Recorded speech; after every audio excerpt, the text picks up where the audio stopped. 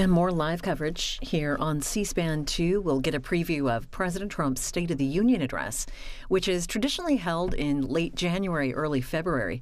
President Trump had been invited by Congress to deliver the speech tomorrow, but during the government shutdown, the House Speaker requested the president postpone the address. Still awaiting word about when that speech will be rescheduled. And we are here at the Brookings Institution again for this conversation on the State of the Union.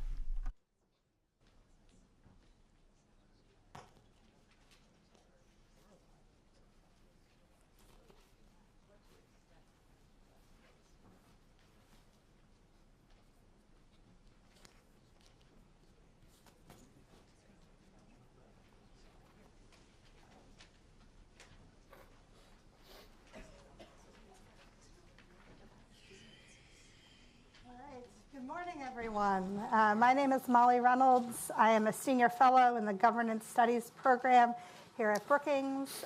Thank you for joining us today for our event on the State of the Union. When we scheduled this event, we expected that President Trump would be delivering his annual address to Congress on Tuesday night. He's not doing so, and the exact timing of the speech remains to be set, but we thought we would convene our panel anyway to discuss both what we expect the president to speak about when he does appear before Congress, but also more generally to talk about the current state of the relationship between the legislative and the executive branches. I couldn't imagine a better panel of folks than my four governance studies colleagues here with me to tackle these questions. You have full bios, but briefly, we have with us E.J. Dionne, who's the W. Averill Harriman Chair and a Senior Fellow in Governance Studies, Ben Wittes, a Senior Fellow and the Editor-in-Chief of Lawfare, John Hudak, a Senior Fellow and the Deputy Director of the Center for Effective Public Management, and Vanessa Williamson, who is also a Senior Fellow. So let us begin. So E.J., some folks have argued that at this point, the State of the Union is an anachronism, a televised spectacle that does little to benefit the country. Does the State of the Union matter? Does it play any kind of useful role in the relationship between Congress and the President at this point? And by the way, what is the State of the Union? Well, thank you. Thank you all for coming. It's a great joy to be on this panel. Molly knows more about Congress than the people who wrote Article 1. So it's great to have her here. And I want to quote my colleague Ben Wittes, who said, "The Union has a state even if there is no speech," which I thought was a wonderful line, which is why we're here. I want to answer the first part briefly, answer the second part, and then go back to the first part. State of the Union speech, I think, is still useful, but it's less useful than it used to be because of polarization.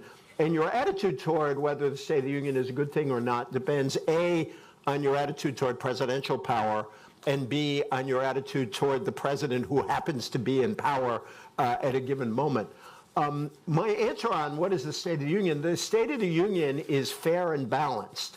I don't mean that in quite the sense that our friends at Fox News mean it. I think the single most important fact about today versus a year ago is that the Democrats took over the House of Representatives. And I think we've already seen in the first weeks of the year in the shutdown fight how important that is. And I think as we go forward, it's important to realize not only is Nancy Pelosi Speaker, but that because Senate rules require 60 votes for almost everything, not judges, that Chuck Schumer, in alliance with Nancy Pelosi, can kind of multiply. That's a force multiplier, and that when Schumer and Pelosi stick together, as they did in this fight, they can have quite a lot of influence, not only on the outcome, but also on the way the debate goes forward. And we can talk more about that, because I think this shutdown fight leaves Democrats united and Republicans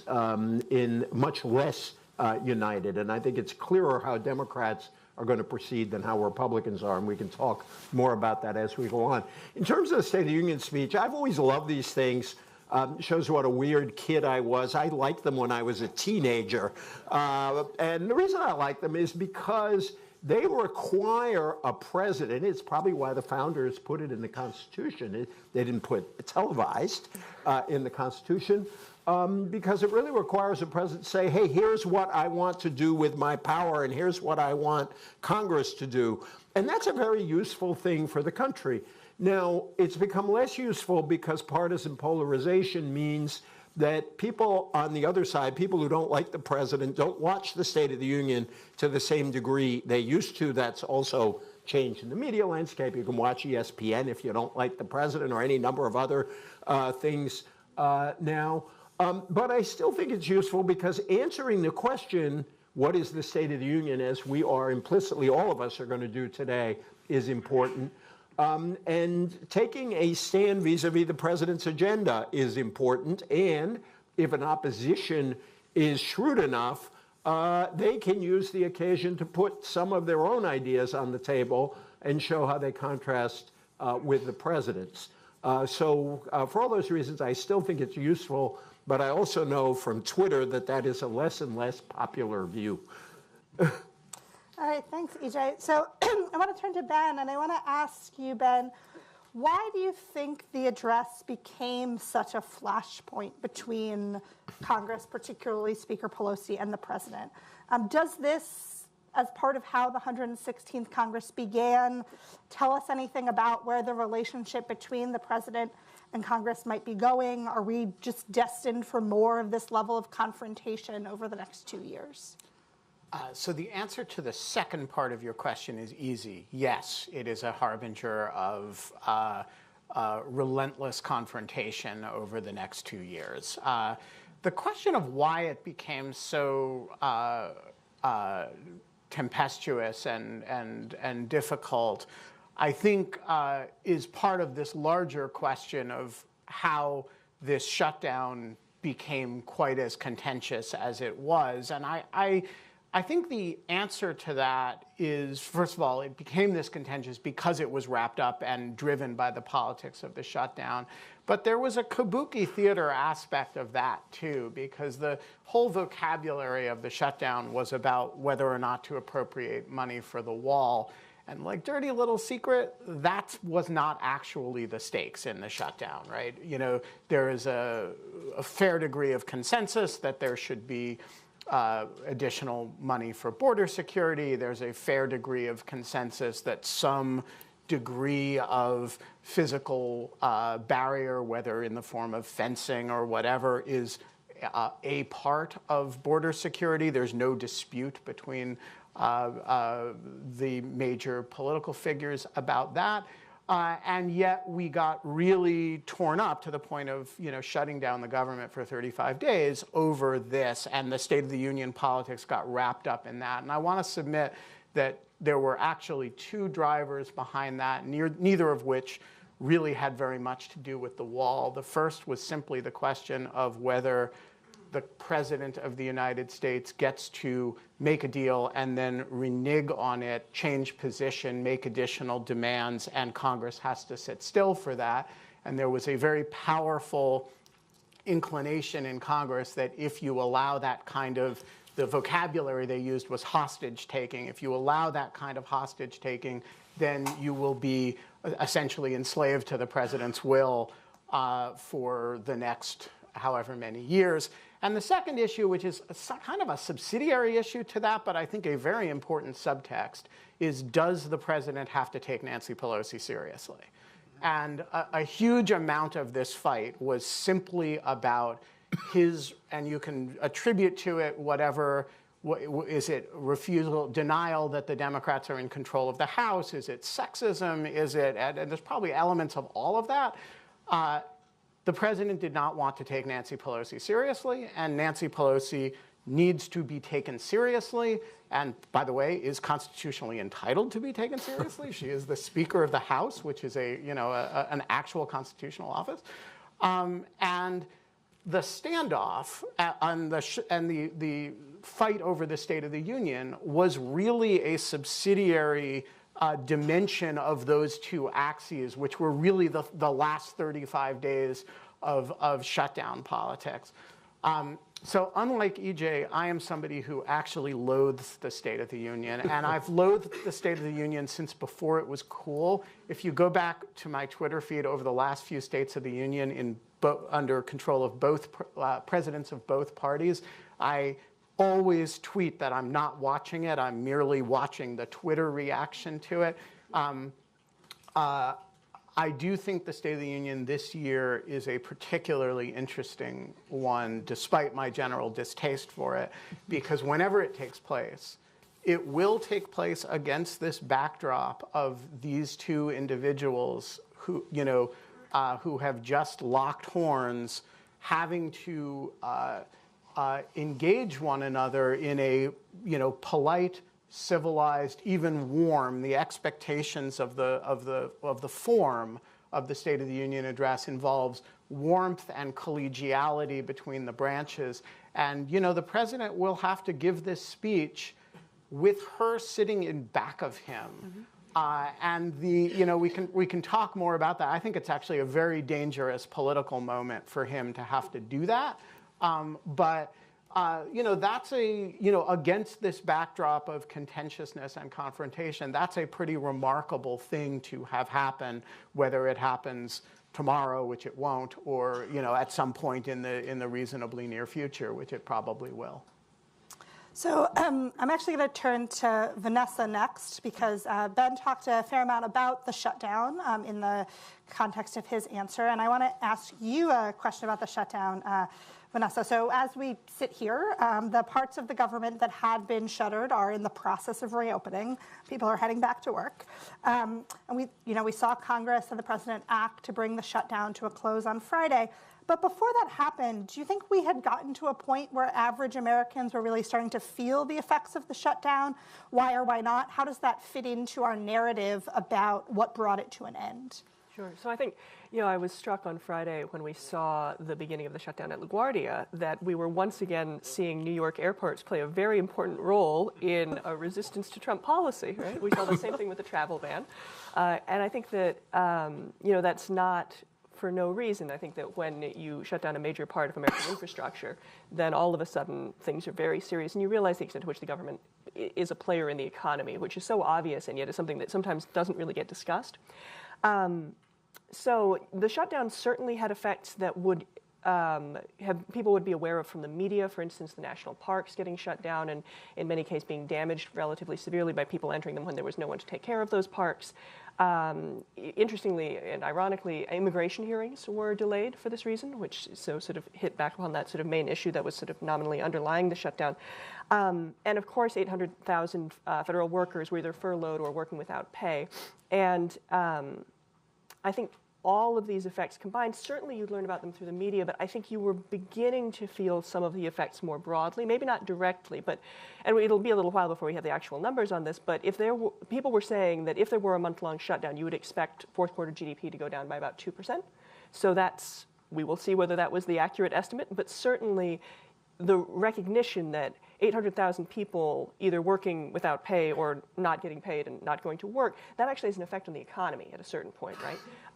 Certainly people in Northern Virginia noticed it right away. We've noticed it here in the city, but this has an effect nationwide. And I think those things were beginning to become more obvious. One way in which you might be able to see that is the effect that the shutdown had on Trump's approval ratings, which declined quite substantially. They hit a year-long low.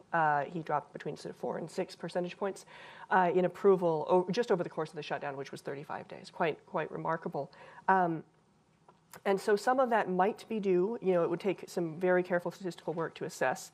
It might be due to direct effects of the shutdown. It may also be due to the sense that this shutdown occurred and the president was not getting his way, right? So that it may have affected his base in watching this game play out that Ben was talking about, that perhaps their preferred team wasn't winning and they're expressing an objection to that. Thanks, Vanessa. So now I do want to turn to John. I want to talk a little bit about what we should expect from the speech itself when it does happen. And so I have sort of two questions. One is, what do you think, I guess maybe three questions. One, what do you think the president will emphasize in his speech? What do you think the members of Congress who will be sitting in that room would like him to emphasize? And what do you think Vanessa mentioned kind of his base supporters of the electorate, what are they looking for in this kind of high-profile speech of Congress? Sure, thanks, Molly. I'm with EJ. I really like State of the Union addresses. I think they're important, not just constitutionally, but institutionally. And I think they do paint a vision for a president's legislative agenda for at least that next year. But if the president is more effective, it could paint broader visions of interest in legislation that could come forward. I think that this State of the Union address is going to be significant because we actually don't have any idea what the president's legislative interests are for the next 2 years. And I don't say that necessarily in a critical way, but if I were a Trump supporter, if I was a Trump antagonist, if I was one of the weird people who don't have an opinion on Donald Trump, I would equally be interested in wondering what direction does the president want to take public policy. Now, granted, with divided government, we don't know whether he will be able to achieve those ends, but it's important to put that out there. And the power of presidential rhetoric at a State of the Union to set an agenda within the Congress is important. I think this president underestimates that. It's a very weird clash between a president who loves pomp and circumstance perhaps more than any of his predecessors, but then has in those moments an inability to use that podium, that platform, to be as effective as he can be. And so I think it's one of those weird moments where people on all sides of the political divide are just looking to the president to know what's next. What is next on domestic politics? What is next in foreign affairs? I do think he is going to speak quite a bit about border security and immigration issues, despite warnings to the president from his own party during the midterms that is not what he should be talking about. He continuously talks about it because for him, it is a central issue, it is a central value, and it is something that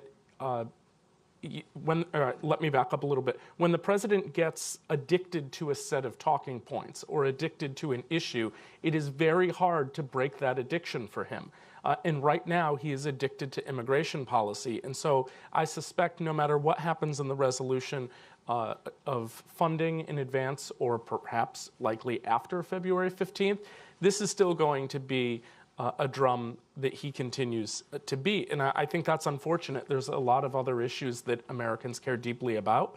There are a lot of other issues that Americans want to know what the president believes.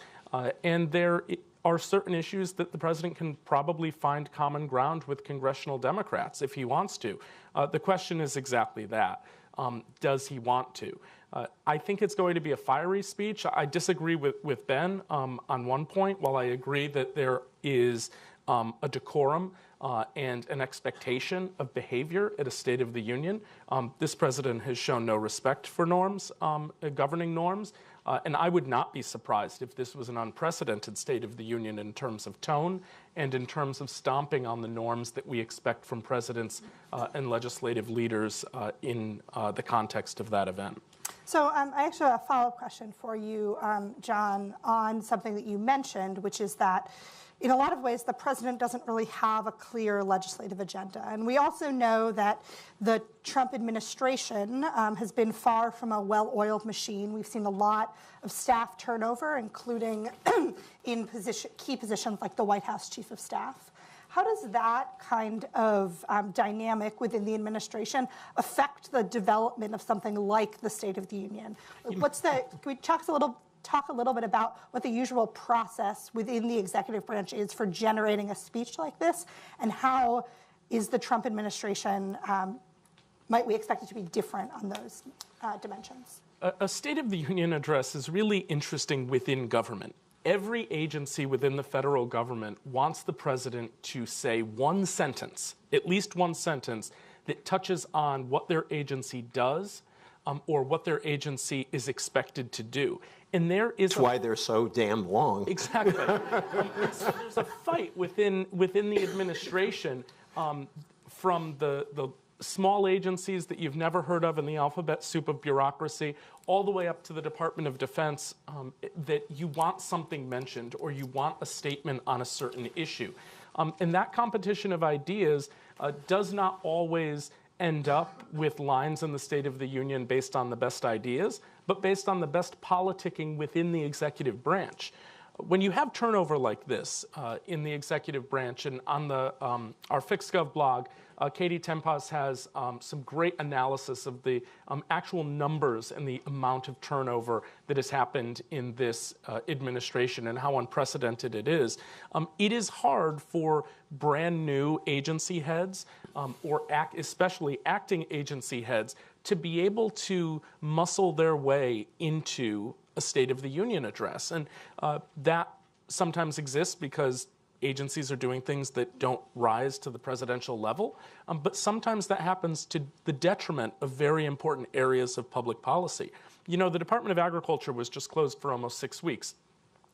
Most people who live in urban areas don't ever think about the things that the Department of Agriculture does. There are a lot of farmers who suffered mightily under this shutdown because loans were not getting processed, because other benefits that farmers depend on, particularly in the off-season, were not flowing to those farmers. I would hope that the president would talk about agriculture policy in his speech. That's a base within his political camp, and it is a base that I think a lot of people didn't hear a lot from in terms of the harms of the shutdown on them.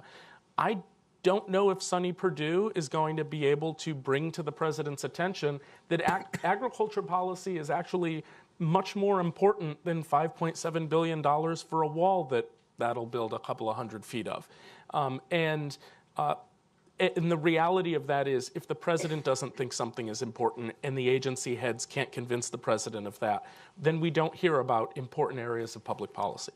Could I say something to build on that? I want to go back to your point about what you call the president's addiction to immigration policy.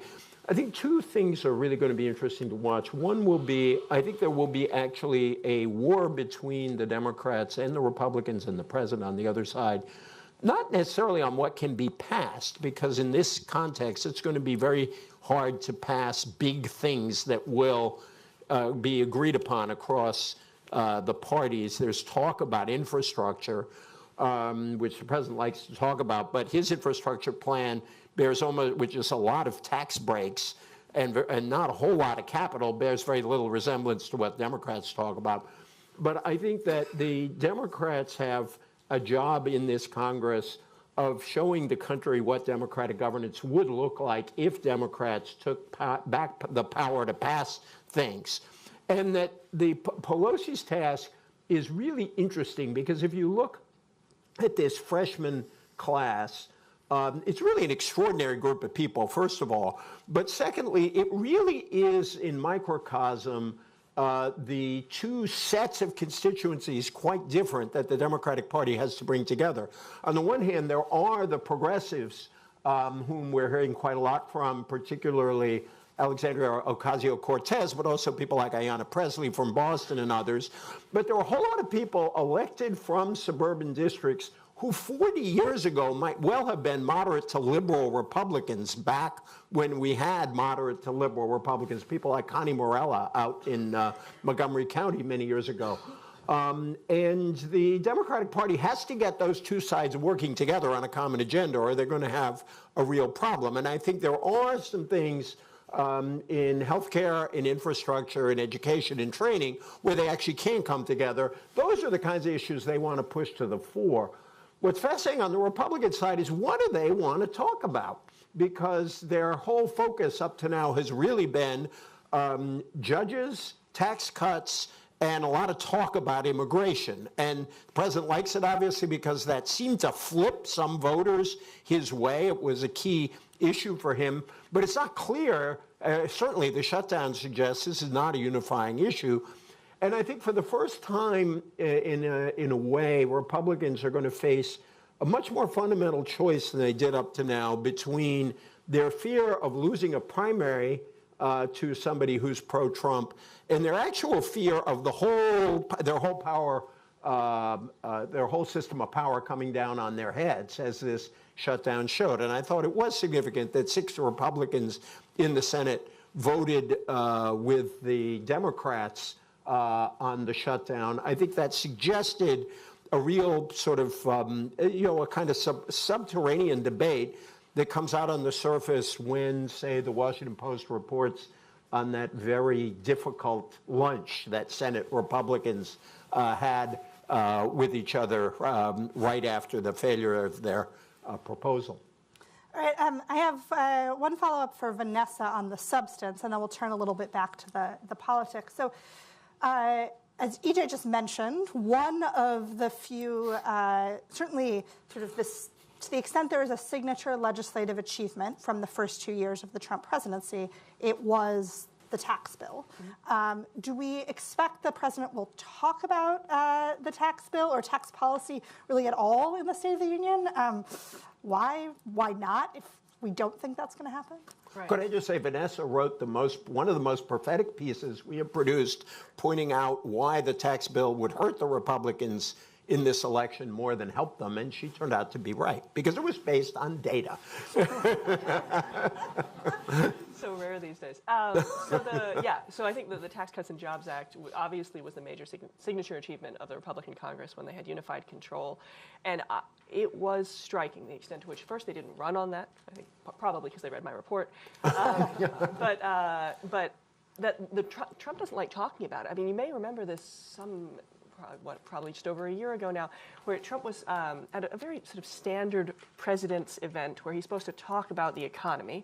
And they're various sort of, these are just standard local-ish events where you have business leaders and you talk about what you're going to do for the economy. And as a set of notes, he's supposed to read about the Tax Cuts and Jobs Act, which directed all this money to businesses, to wealthy people primarily, but he can talk about these tax cuts. And he looks down at his notes and literally throws them over his shoulder and starts talking about immigration, right? So this, I think, was a death knell for the idea that we're going to have any conversation about tax policy in this country, which breaks my heart.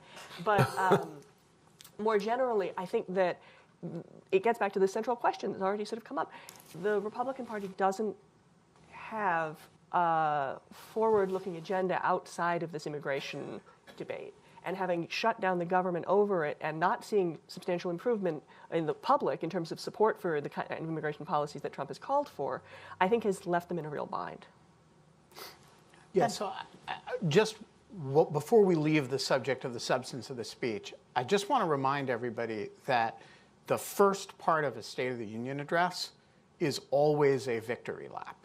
Even if you're in the trough of a recession, the president says the State of the Union is, better than it looks or something, and then trots out 25 minutes of positive talking points about the things the administration has done. And although for a lot of centrists and left of center people, this administration does not seem to have shrouded itself in accomplishments, in fact, it has a pretty substantial set of stories to tell that you can say are largely a result of luck or accretions of prior policy or whatever, but they actually do get to say it. And it does fill up a fair bit of time. And so if the president does not take the teleprompter and throw it over his shoulder, which is always a That would be great. That would be great television. You can expect the first part of the speech to be about a period of robust economic growth and job creation, about crushing ISIS, about successful deregulatory policy, about tax cuts, and about a general economic climate that is better than it has been in a good long time. Now, in a normal presidency, that would actually occupy the whole first third of the speech, right? And before you get into the embittered bad mood stuff that MS-13 is coming to kill your children and, and people being bound and gagged and stuff, you cannot necessarily count on Trump to do that. but it is available for him to do. And I think you can count on his speechwriters to try to get him to do that. And in the past, in these most formal set-piece environments, he has been pretty good about sticking to script.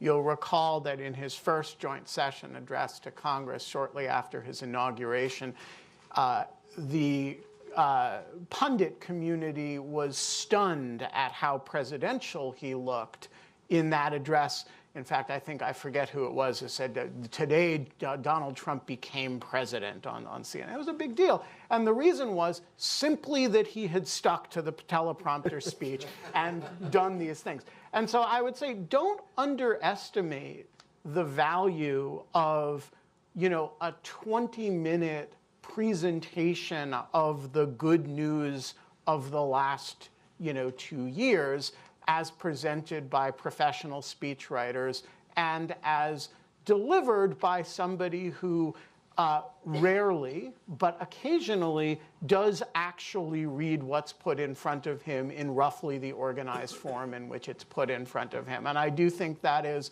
it is important to remember that there really is a story to tell there. And that will, I think, occupy a substantial portion of the early part of the speech.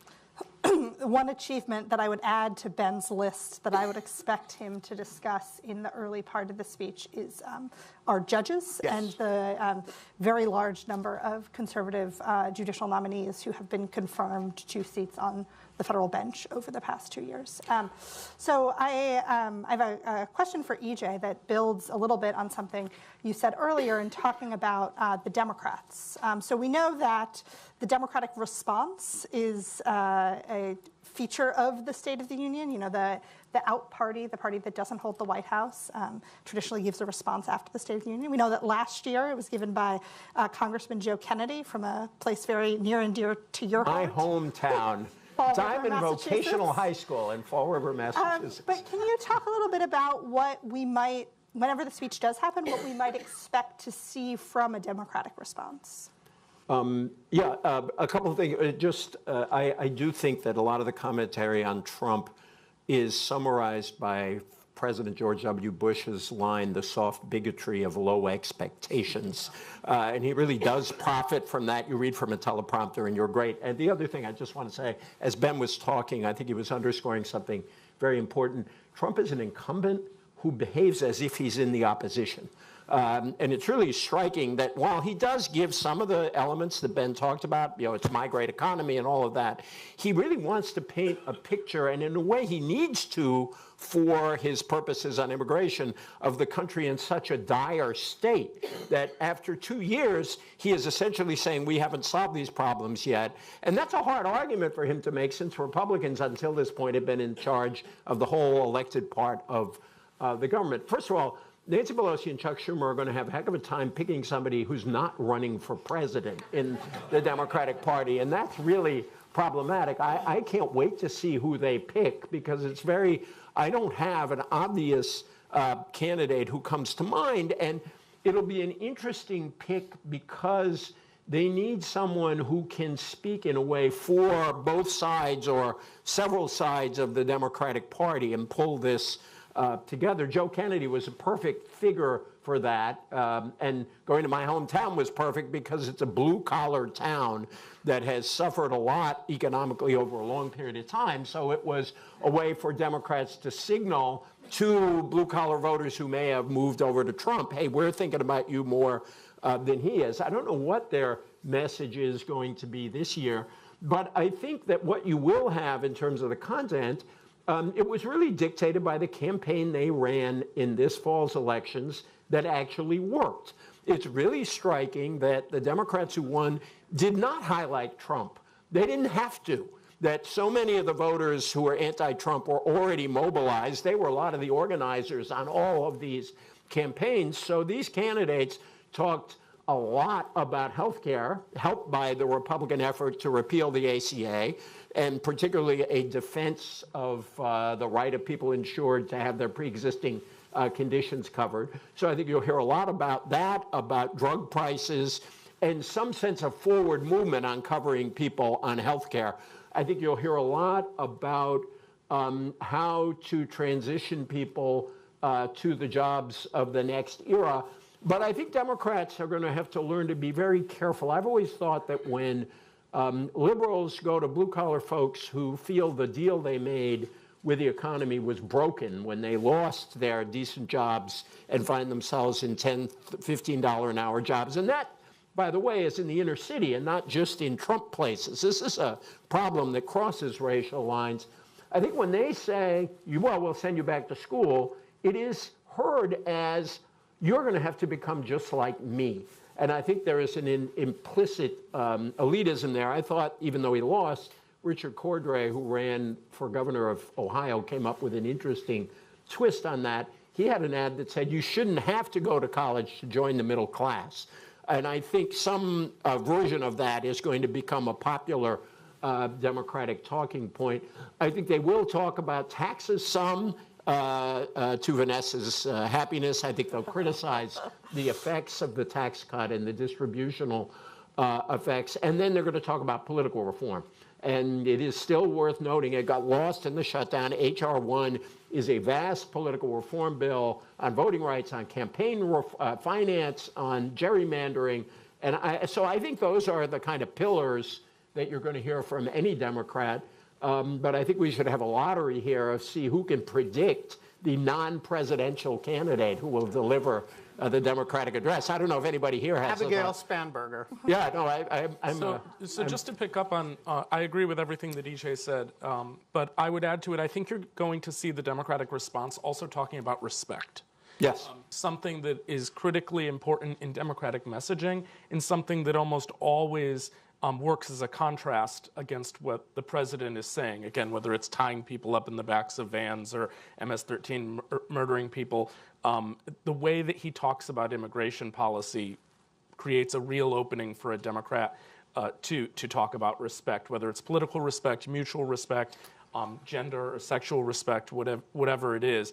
And one other point, I think, in the choosing, in the selection of who will deliver the Democratic response this year, I think that the speaker will also remember that she did get dinged a bit from progressives by picking a white male who was from a wealthy dynasty to deliver the Democratic response last year. And the optics of that, I think, were atrocious for the Democratic Party. And it is, even though having it in a vocational school and the message of the speech was quite good, I think the optics of who that person is going to be as important to the speaker as the message that person delivers. If I can jump in one more. I think one thing that you would expect to hear, sort of following up, you're exactly right, Ben, that there's a lot that about the economy that Trump can talk about. I think the Republicans or the Democrats are going to have to respond to that. One aspect of that, I think, is probably going to be highlighting the decline in insurance rates, right? And that has been really substantial in a short period of time and is pretty directly attributable to policy changes. So I think that I would be shocked if that were not highlighted. By the way, I disagree that the effect was atrocious. I do agree that it is likely this time around, especially with the enormous influx of women in Congress. I would bet more on a woman than a man to give that speech. And, Abigail Spanberger is a great choice, fascinating woman from a former CIA agent whom I spent time with before the election and liked very much. But I think it's tricky because I think she also has to, and Schumer also have to think about the left of the party. Yeah. And I think it's possible, although it's awkward, that maybe you'd have two. I've argued that Abigail Spanberger and Ayanna Pressley need to become best friends, who are two. And after I wrote that, they very kindly tweeted a picture of them giving each other a hug. So I took that as a positive sign for the future. All right, thanks, EJ. So I want to come back to Ben to get him to talk a little bit more about something really interesting you brought up in your opening comments, and then I'll let anyone else kind of share their thoughts on this question, and then we'll turn to audience questions. So Ben, one of the things you said in your answer to my first question is that the fact that when the State of the Union does happen, it will involve President Trump going to Capitol Hill and having to stand and give a speech in front of Nancy Pelosi. And beneath. In front of and beneath. Is a sort of particular consequences for him and where he is politically. Can you talk a little bit more about sort of what you mean when you say that? Well, so So I want to start with the psychology of it from her point of view, because I have not, for the record, spoken to either her or her staff about this at all. But I suspect that this optics was one of the reasons that she disinvited him in the first place. That the State of the Union involves ritualized shows of chumminess. From the time the president walks in and everybody gives a sort of demonstrative standing ovation, despite what they may be muttering under their breath. And there's these warm handshakes and hugs. And then, and if you are doing that in her house, and this is literally her house, and you're doing it in an environment in which the government is shut down and large segments of the Democratic base believe that you're not being confrontational enough, right? The optics of that are really bad for her. And I think that's a big part of what drove her to make sure that this doesn't happen until she wins. Now flip that on its head. She's won. And he has to walk in there and give, and he has to hug her, give a warm handshake at a minimum, right? They have to smile at each other. And then he has to give a speech in which he doesn't get to see what she's doing.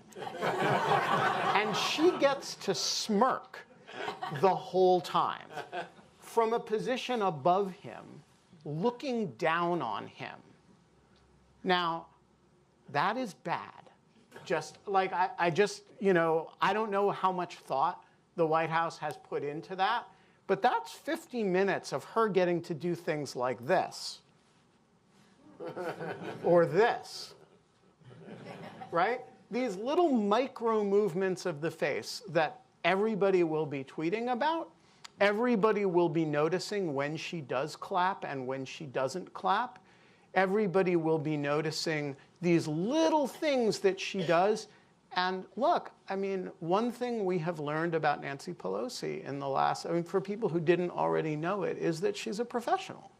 And unlike Donald Trump, by the way, she actually thinks about these things and she knows what she's doing here and she behaves pretty strategically. And so I think this is I agree with John that he may decide that the right way to deal with this problem is to trample on a lot of norms and to violate the rules.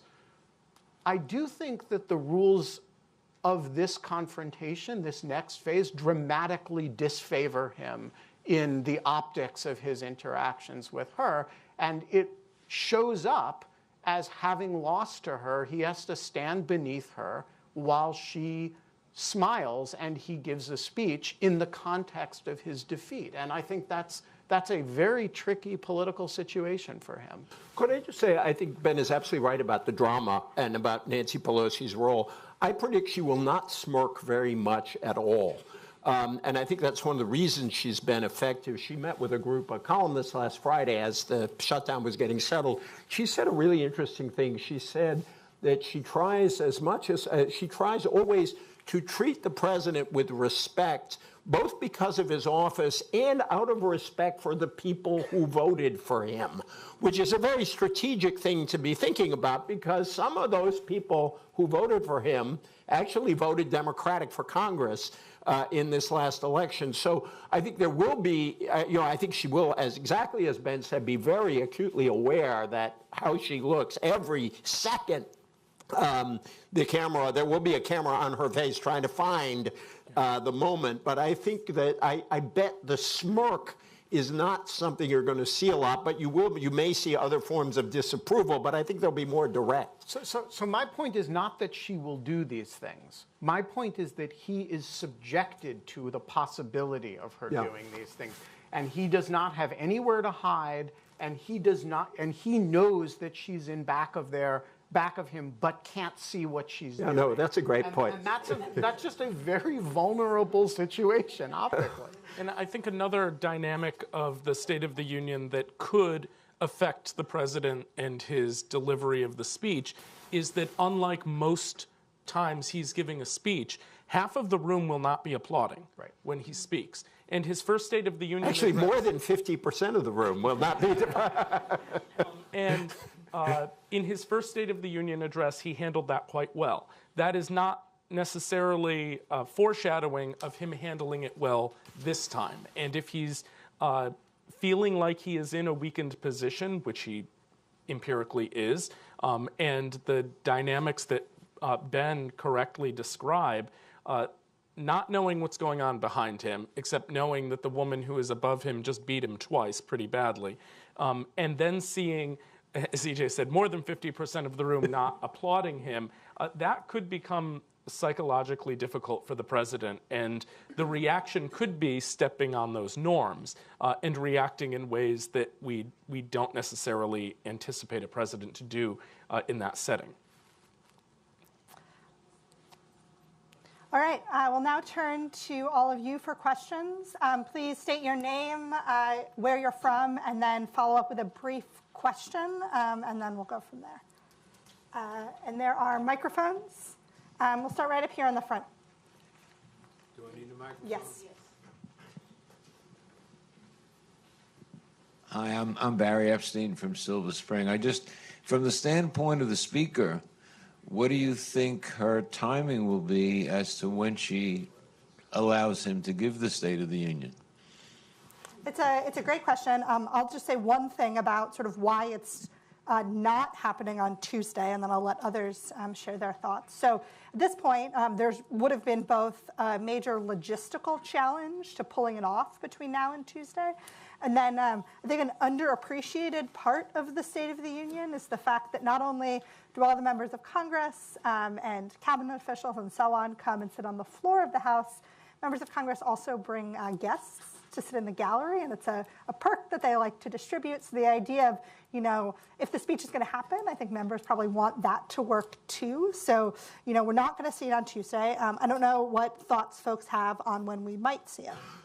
If it were up to me, I think the choice I'd make if I were in Pelosi's situation is say, let's get the government open, let's get this deal, and then we can have a normal State of the Union. I'm just not sure she can wait that long. I don't know what kind of pressures there are, but I think a logical thing would be, let's settle this so there's no shutdown hanging over us, and then we can have something like a normal State of the Union. But I have no idea if that's what's going to happen. I think there's also a Mitch McConnell aspect to that. Yes. I think, if you're Mitch McConnell and your concern has been to not to minimally subject yourself to the politics of the shutdown and to sort of consider that a matter between Schumer and Pelosi on the one hand and the president on the other, getting yourself in the middle of a State of the Union in the interim while this is still ongoing may not be the greatest idea in the world. So I wouldn't be altogether surprised if, for reasons of his own, McConnell finds himself in agreement with EJ here, and there's just a sort of understanding, let's get the final deal done, and then we can have this under a somewhat more relaxed circumstance. That's kind of a miracle. Just that last point about McConnell and I agreeing. It shows how much our politics is scrambled. I think from the speaker's perspective, one of the last things she wants is for the president to have the opportunity to make a power play or get additional leverage through his speech by convincing Americans that he is on the right side of the issue and that she is not. And that opportunity exists in a State of the Union address. So I think holding it before February 15th would be unwise for the speaker. We'll take you right here.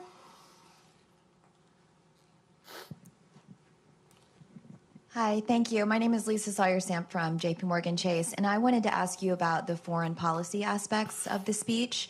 There was a piece in Axios, it's been put forth elsewhere, that the president's third year may focus more on foreign policy, especially with his hands tied on domestic policy with the Democrats now in control of the House.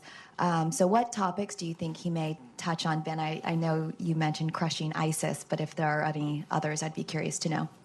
Yeah, so first of all, I think the background point here is correct, and it's not limited to Trump by any means. But anytime a president feels hamstrung in congressional relations, the temptation to turn to foreign policy issues where the president's hands are much freer is always there, and it's often a creature of a sort of post-midterm, presidents run for office as domestic policy presidents, and then they find themselves fascinated by foreign policy after midterm setbacks. So the president has a number of options available to him in this. And so first of all, there is the ISIS side, where he has a good story to tell, although it's a story that is complicated by his more recent apparent abandonment of Syria, which nonetheless he is very proud of and wants to talk about. And so I think you will probably get some "we smashed ISIS and now are bringing the troops home" kind of rhetoric. I do think there's a similar dynamic going on in Afghanistan right now. There's apparently a framework agreement that is happening, and then there's Venezuela, right, which he is clearly animated by. And by the way, unlike some of these other areas where he is, very much defying a fairly broad consensus, particularly with respect to the Syria withdrawal, Venezuela, he's reflecting whether people think the recognition decision that he made is right or wrong. There's a wide degree of agreement that the Maduro government is something horrible and that there is a genuine crisis going on there. And so I think he can expect a wider degree of support on the Venezuela side than he will in some of the more contentious areas of policy. And then finally, because he is Trump, he will talk about trade. And, again, that falls somewhat in the category of immigration. It's probably not advisable for him to talk about trade. It's not an area where he's doing well, but he thinks he's doing well. And it is actually, this is somebody without a whole lot of core beliefs. This is one of them, right? One of his core beliefs in life is that he hates foreigners, and that drives his immigration views. Except the ones he marries. Right. And the ones he hires. He does not like other countries as a general matter. He doesn't want them immigrating to the United States, and he doesn't want to trade with them. And so I do think he that will show up, whether it shows up as about abuse of U.S. trade relations by allies, or whether it shows up in terms of a sort of China discussion. One additional element that's also related, he has an ongoing problem reassuring NATO that he actually believes in NATO, and he may have to feel the need. There are a lot of people at the Defense Department who think it is important for him to address that on an ongoing basis. One thing on trade specifically, and then I'll let EJ come in, which is that on trade, the trade agreement with Mexico and Canada, I don't know how we're pronouncing that acronym, the successor to NAFTA, is something on which he needs Nancy Pelosi's support in order to move it through Congress. Nancy Pelosi, in her last go-round as Speaker of the House during the end of the Bush administration, was not shy about using her power over ratifying trade agreements as a negotiating point of leverage with the president.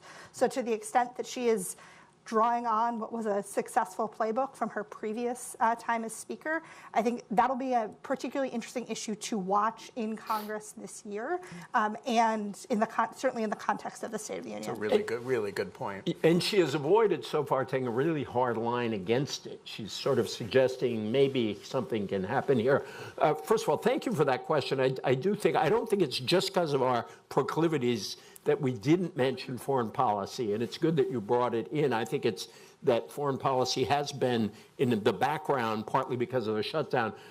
Just one thought on your question, which is, I think the challenge, I think there will probably be internal debate in the administration on whether his dealing with foreign policy will be relatively conventional. That is to say, go through the list that Ben rightly looked at: Venezuela, ISIS, and to some degree trade, or whether it is more a Bannon Stephen Miller speech where he really chooses to put America first rhetoric as the sort of surrounding all of his initiatives. And I think he believes the America, to the extent that he believes anything, I think he really believes this America first rhetoric, believes it is key to his support.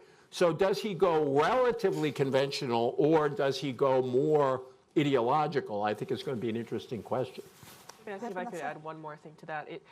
The likelihood that the State of the Union is a laundry list is high under all circumstances, but with no sort of hand on the rudder of any central organizing principle within the executive branch right now, I think you could quite easily have both happening in different paragraphs directly after one another.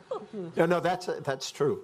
I've always thought it's unfair to laundries that we use there. Anyway, go ahead. I agree with everything that my colleagues just said. I think the one area, and Ben really went through the list of pretty much the president's greatest hits. I think Venezuela is new to that list, but presidents do this, right? They have their list of accomplishments that they recite over and over, and it's particularly true in foreign policy. I think one area that might be surprising or new is that you're starting to see the president talk about the opioids crisis as a foreign policy issue as much as it is a domestic policy issue, which I find fairly impressive because it's so much easier, I think, for a president to talk about the crisis at home and not about the supply chain abroad. And if the president begins to discuss this more, I think we'll see further movement on opioid policy in a more rigorous and more thoughtful way that looks at not just demand but supply. I'd like to see him talk about opioids as a foreign policy crisis and issue, and I think we've had a few weeks that suggest that he might be headed in that direction. One additional quick foreign policy point. I doubt he'll talk about Saudi Arabia. Or Russia. Sometimes he can't help it on Russia. On the other side. Thank you so much. Kayla Ross with Bloomberg Government.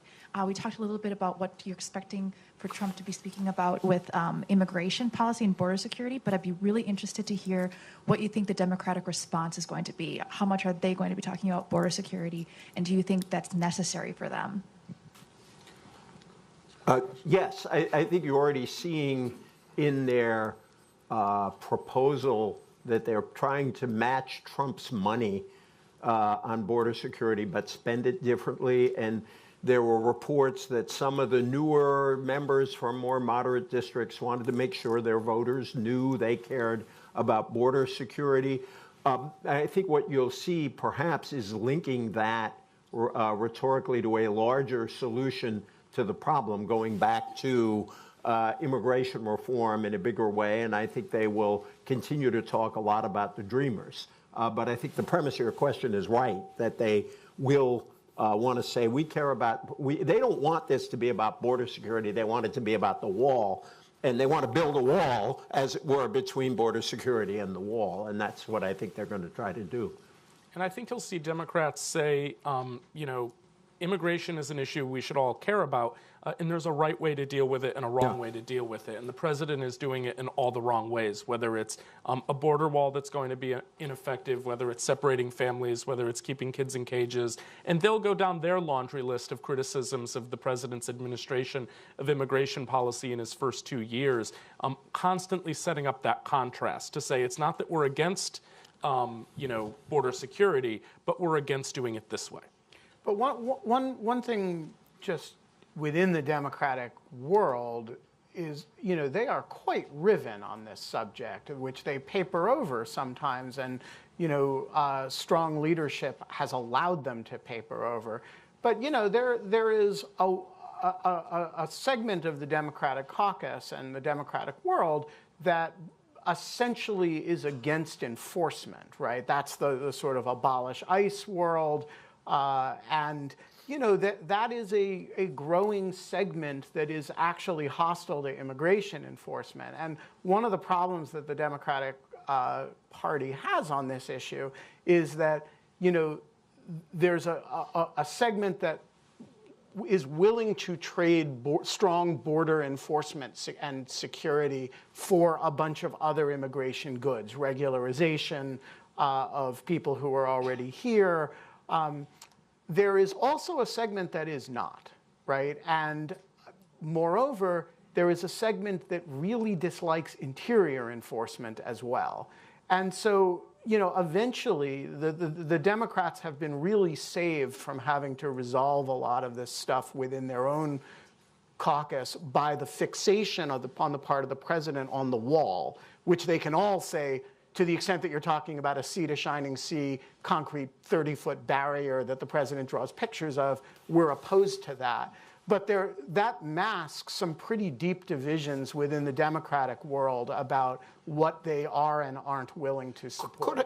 Go ahead, Vanessa. I just going to add to that. I think that the Democratic base has also moved substantially leftward on immigration, precisely because it has become so much more clearly a partisan issue. This is a sort of standard move that happens when there's a strong degree of partisanship in the country, as an issue becomes seen as, well, if you're in favor of this, that makes you a Republican, and therefore in the Trump camp, Democrats are becoming aware of that and moving pretty strongly left, very noticeably on immigration. But could I ask both of you this? Here's what struck me is when Abolish ICE entered the public conversation, partly because Ocasio-Cortez made an issue of it when she won that race, and then it became a big discussion. What struck me is how quickly Democrats backed away from that and how little you are hearing Abolish ICE now from the Democratic side, so that I agree there are tensions in the party on this. I think it will be easier to paper them over when they're in opposition than when they actually have to make choices. But I also sense that there's an awareness even on the left of the party that while these positions you're suggesting, there's truth to what you say, I think there's some caution about it in the wake of the election. So that is certainly true. And it's certainly true that the leadership is not enthusiastic about this and has managed to impose a certain amount of discipline. But if you're looking at the range of respectable opinion that elected leaders in the Democratic Party have, remember the sanctuary cities movement is part of this as well. There is an anxiety in the Democratic caucus, in the Democratic world, about immigration enforcement.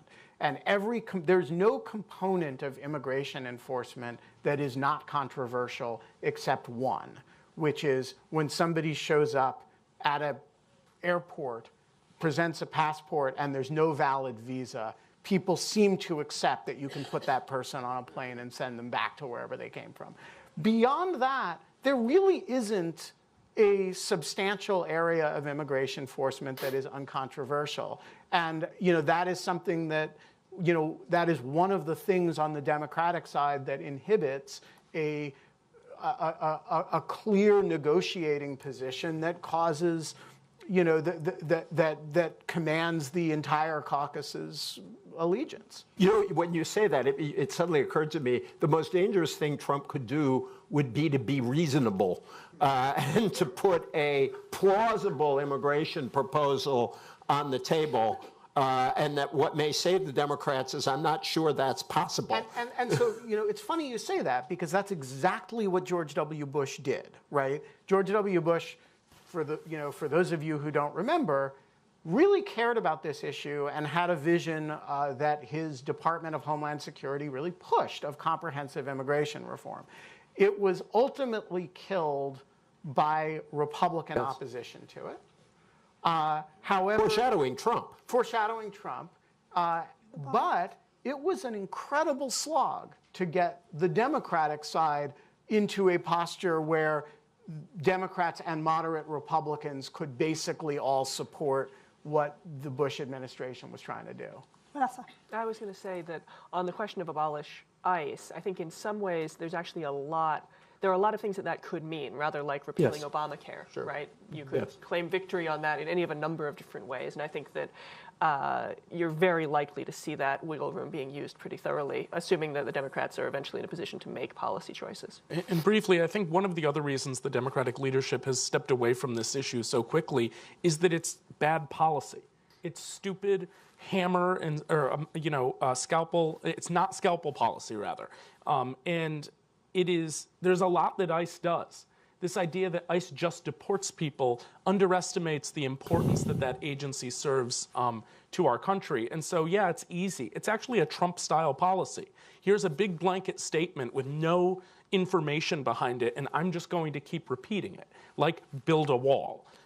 And the idea is that should ICE be reformed? Absolutely. Should processes and policies within ICE be changed? Absolutely. But do we want to get rid of customs enforcement in the United States? Absolutely not. And so until we start talking about policy in a serious way, the changes that are necessary are not going to happen. And I think for the Speaker, she understands what ICE does, unlike some freshman members who don't, and sees an importance of when you're talking about large-scale policy change, to be thoughtful about it at the same time. If a Democratic pollster were in the room, they'd be passing a note saying, how do you get these people to shut up about immigration? We want them to talk about health care. And I think that's part of the dynamic on the immigration issue. To EJ's point about, how what Trump could do here is be reasonable. Like there's every opportunity he's had to put forth a reasonable immigration proposal, he has failed miserably. I mean, we saw that in the proposal that they put forth as their counter. Compromise. Right. And then it's hard to think back a full year to the set of immigration votes that the Senate took last February after the last short government shutdown, and the one that was the president's proposal did not get votes from all of the Republicans. So it just, there's very little sort of track record that suggests that that's where we are going. All right, all the way up in the front here. Go.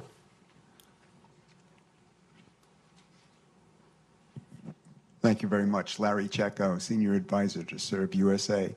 Given all that's been said about all this policy, what do you believe is the likelihood of another shutdown? I think it would be political suicide. I think the American public is just tired of that as almost policy. And I think that people would end up in the streets. We've seen what happened. And unlike the conservative side that doesn't see what government can perform, government's an organizing principle. And I think a lot of Americans have come to that realization after these last 35 days. Would President Trump resort to a national emergency as well? Those are the two questions. National emergency, perhaps. Shut down, no, because for the very reasons you describe, I would say like there's a 2% chance, just so I could say, well, I said there was a 2% chance, but I think it's highly unlikely. But I could see his resorting to the national emergency, although there's a lot of opposition, quiet opposition in the Republican Party to this, and they would have to eat a lot of their words about presidential power, but they also worry what Democrats would do to such a power if the court said that he had used it legitimately. I'm curious what Ben's view is on this. Well, so I think the likelihood of a shutdown is somewhat higher than 2%. Nobody, I think of this environment as similar to the environment in Europe prior to the outbreak of World War I, right? You have God help us. General atmosphere of heightened tensions, in which that amounts to a kind of prisoner's dilemma in which nobody quite knows anybody else's next move. And in that environment, it is very easy for the Archduke Franz Ferdinand to get assassinated, and that triggers this whole series of things. And I think we should not be overly confident that because this eventuality is in nobody's particular interest that it doesn't end up happening anyway. I wouldn't assign it an especially high likelihood, but I don't think it's a near zero possibility either. As to the declaration of a state of emergency, that I think is ultimately very likely, particularly if the president doesn't get what he wants by means of appropriation. And the reason it's likely is that there is a plausible, although not especially strong, legal basis for it. And From the president's point of view, you can do it. You may or may not get struck, batted back by the courts quickly or slowly, but you can at least then claim you've done everything in your power to build the wall and that you've exhausted every possible remedy and you've been stymied both by the radical liberals in Congress and by the liberal activist judges in the courts. And I think that's a better position for him to be in as a rhetorical matter with his base than simply saying, well, I got beaten, I gave up. Yeah, I agree with that quite a bit. And it's not so much the problem he's going to face in the courts is not declaring the emergency. I have no doubt he has the power to do that. It's what he does under that emergency declaration that's going to get him into trouble. And I agree with Ben's point. The president is going to blame those liberals in Congress and blame those liberal judges. It's probably going to be conservative judges he faces who are going to give him a much harder time on what he's doing under that national emergency than liberal judges will. So just one more point, and then we have time for one more question. I'm going to take it from this woman right here, which is to say that one thing that I think will be important to watch over the next 3 weeks is the degree to which the deal to reopen the government specifically sort of cleaved the Homeland Security negotiations into something different than the negotiations for the rest of the government. So if you were to ask me, do I think there's a chance that DHS shuts down again versus the rest of the government, I think that's a legitimate possibility. Yeah. In part because what they agreed to reopen the government was specific negotiations on the Homeland Security bill and then doing something about everything else. And so last question. Although that hits the airports, right? It does. Which is and really so problematic. That's obviously another dimension here, but just in terms of things to watch over the next 3 weeks. Yeah. Hi, I'm Natalie Mamro with the American Society of Civil Engineers. Something I haven't heard is infrastructure. What are the prospects of the president talking about infrastructure in the State of the Union? Oh, I mentioned infrastructure. I love infrastructure. And I think he will talk about it some. I would be surprised if he doesn't mention it because he always mentions it. In principle, it ought to be the easiest thing to get done because Democrats really, really would like to pass an infrastructure bill. And as I said before, I just think having them agree on what, it's Bill Clinton, it all depends on the meaning of the word infrastructure, because the Trump proposal has largely been about a lot of tax breaks and the like. The Democrats want to put real money into rather old-fashioned, plus newfangled. I mean, I think Democrats would like to have universal broadband as part of infrastructure, too. It's the most logical thing for them to agree on, but the late from Ohio, he died a couple of years ago, Republican. Voinovich. No, a great member of Congress. Age is getting to me. He left Congress, he said, because you can't even pass a roads bill anymore. And that's a real problem in our republic. So I'm pessimistic about the possibility, but I think there'll be a lot of talk about it. I'd love it to happen. All right, on that note, thank you all for coming to an event about something that's not actually happening tomorrow. And we'll see you next time. Great questions. Thank you. Oh, what the heck is his name? Lovely guy. Oh, Steve LaTourette is the name I forgot. Wonderful, late member of Congress.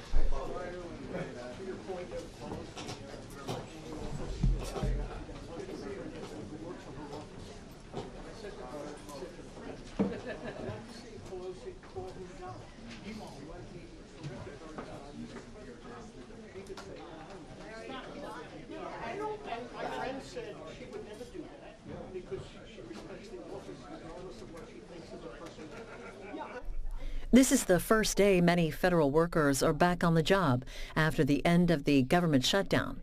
The deal reached last week gives President Trump and Congress until February 15th to come to an agreement over border security to prevent another partial shutdown. Coming up at noon Eastern, a report on defense strategy from